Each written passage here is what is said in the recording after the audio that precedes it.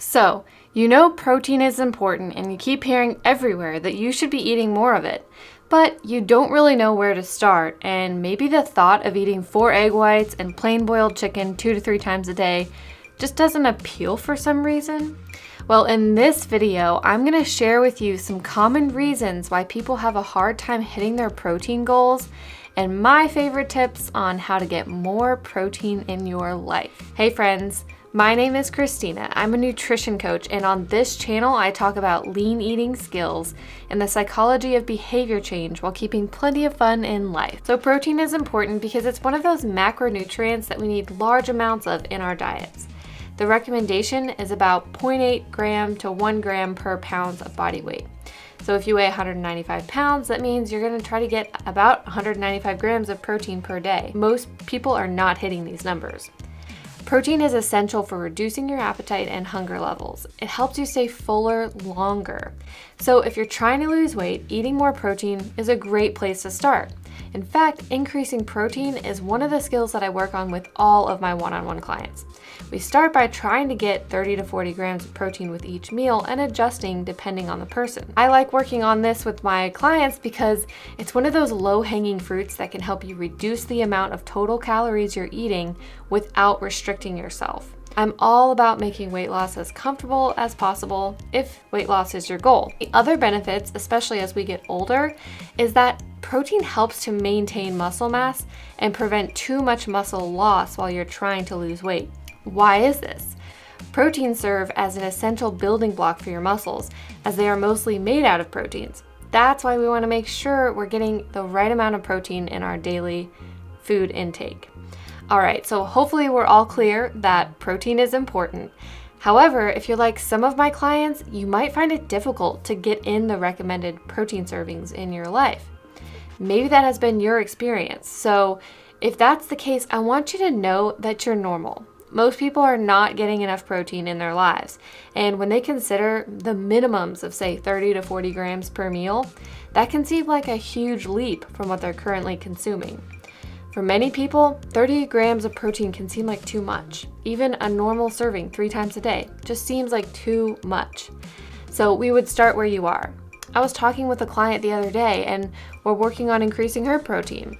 She was really struggling, so we explored some reasons why, and I wanted to share them with you in this video. The first reason you may not be getting enough protein is maybe you just don't like the protein foods that you're choosing.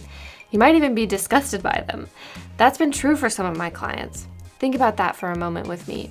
What types of protein are you currently eating?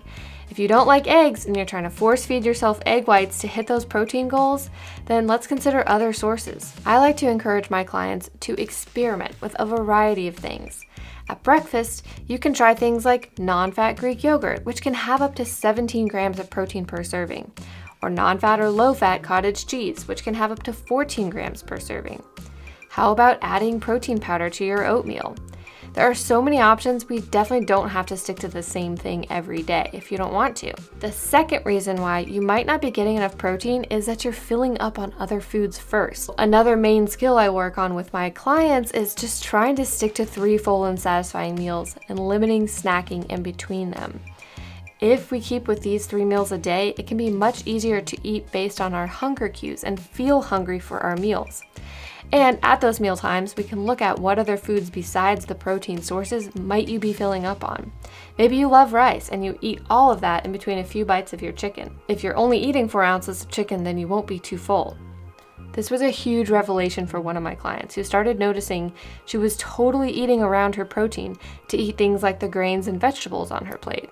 She started practicing eating her protein first and her carbs last, and it's really upped her protein game. So I'm not a huge fan of tracking calories or weighing out your food for the long term, but sometimes I will have clients send me photos of their meals so we can look together to see what might be going on.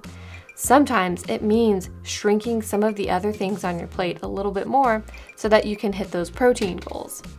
Now, this has been especially fun for my vegan and vegetarian clients because you have to be extra creative with hitting protein. Some favorites among those clients are tofu or edamame, chickpeas or lentils, hummus, and black beans. One of my clients discovered vegan chicken at Costco, so she's learning how to make it work, and already started noticing her energy improving after making this change. If you're still struggling to get enough protein, here are a few more ideas from a convenience perspective. Personally, I use protein shakes daily when I want to supplement my protein and I want something cold and sweet. It's not required and you totally can get all you need from Whole Foods. But if you find protein shakes convenient, then it's definitely an option. One of my clients recently started adding collagen powder to her tea and her coffee, which supplies about 10 grams of protein per serving, and it's usually flavorless and it just dissolves right in. So that works really well for her. I try to recommend sticking to no more than 1 to 2 of these supplemental proteins per day because Whole Foods are just best for satiety and they also just provide lots of other nutrients. So there you have it. Some reasons you might not be getting enough protein and some things that might help you get more. Which ones do you want to try?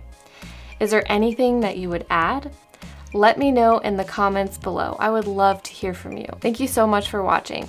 And if you want more eating skills videos just like this one, don't forget to like and subscribe to my channel. And I'll see you next time, friends.